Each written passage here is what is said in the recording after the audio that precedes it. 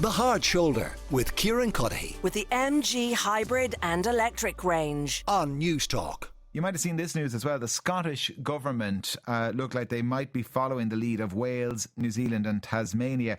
They say they're going to look at supporting a bill that would effectively ban greyhound racing. Katie Corcoran is with me, co-founder of the Greyhound Awareness Group Cork. Katie, should we do likewise in this country?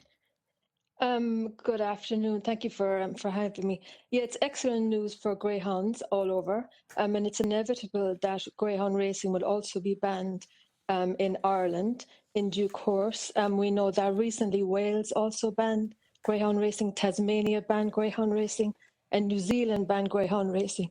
And in most of those cases, it was done by the racing minister, who would have been adamantly in favour of greyhound racing until they weren't. And in Scotland last year, one of the Green SMPs, Mark Russell, brought in the bill to ban greyhound racing. And at the time, the Minister for Agriculture in Scotland said, he wasn't in favour of a ban. He didn't think it was necessary. But suddenly, Sunday just gone, the Scottish government made an announcement, said that they would be supporting the ban and that it will come in. Why do you think it's inevitable in Ireland? Well, the same as for the reasons why the bans are coming in all over the world, because of death and injury in the greyhound track, drugging, the way that greyhounds are treated. But in Ireland, it's even more vulnerable because it depends very, very much on taxpayer funding.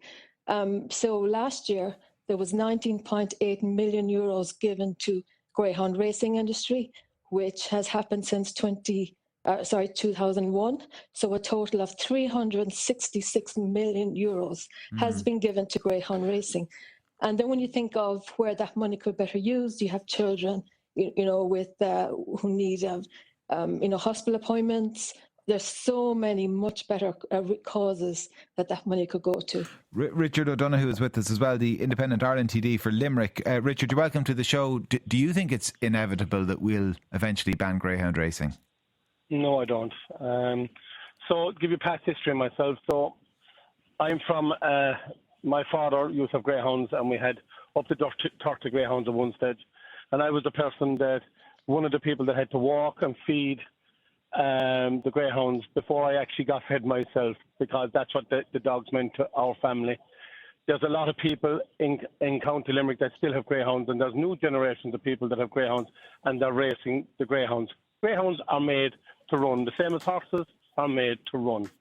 But the biggest thing I see in this country is that if somebody does something against animal welfare, they need to be dealt with by the hardest rigours of the law to make sure they respect the animals that they have.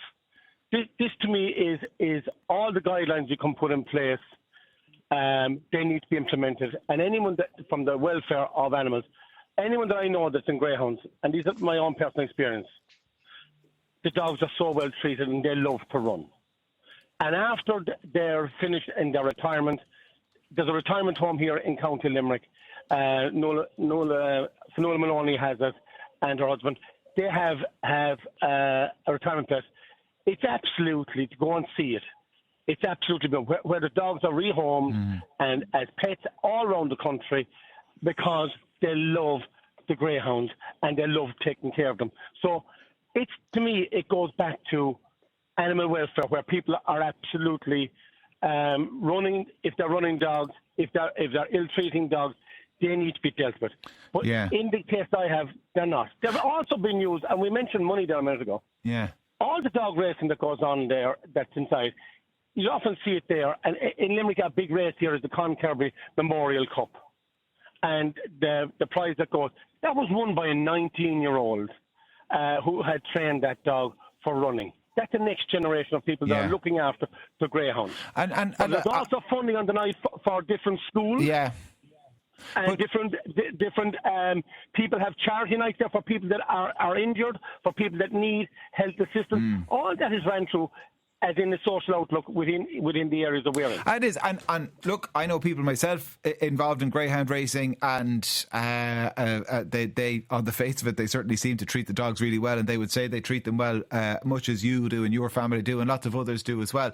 But people in the industry, Richard, and I guess this is one of the issues, would have said exactly the same thing before we had that big Primetime Investigate special a few years ago, and it turned out lots of people were not treating the dogs well. Despite all the assurances that they were treated well, it took a group of journalists from RTE to shine a light on it and suggest actually thousands of them were being culled each year.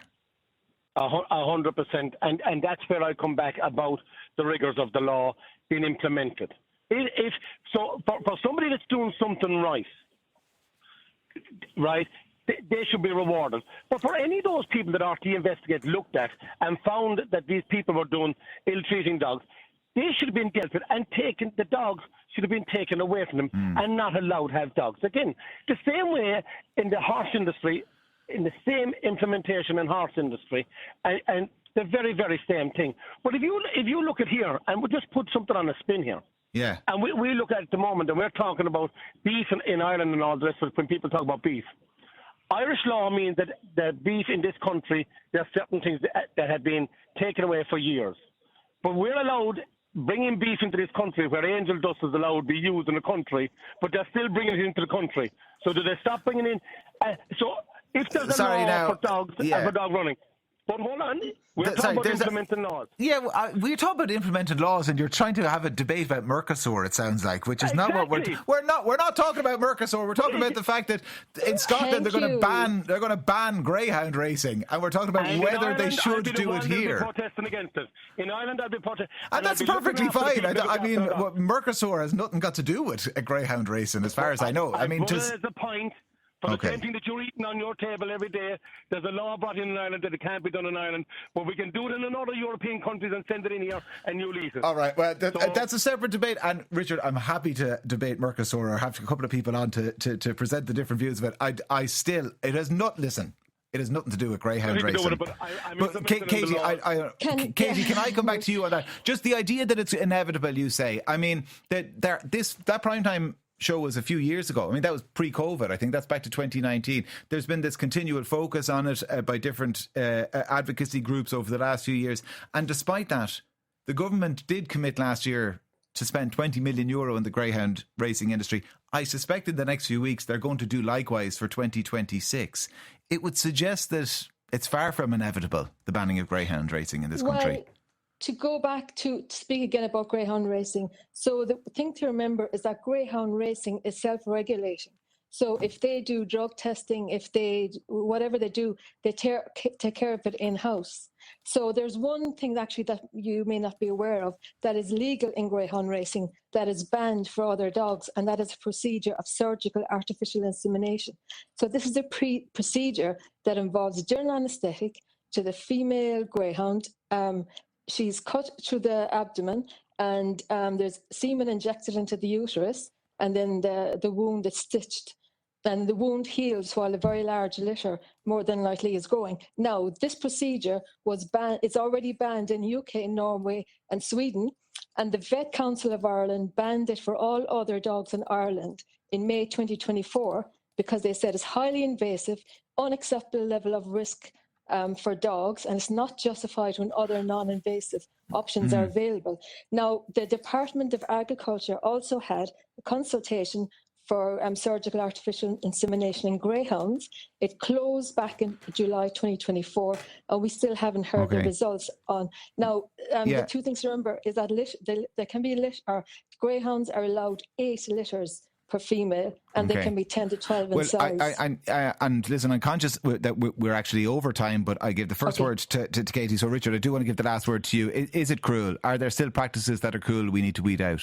There is practices that are cruel and need to be dealt with by the law, but on one part that Katie was saying about the taxes that have been spent, the taxes are actually paid, Katie, on the betting, and the tax is actually raised on the betting of the dogs. So it goes into the government's purse, but it's actually generated through people betting on dogs, on running.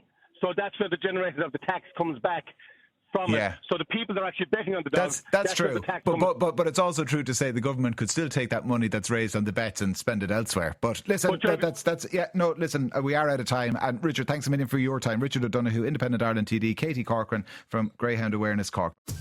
The Hard Shoulder with Kieran Cuddihy. With the MG hybrid and electric range. Weekdays from 4 on Newstalk.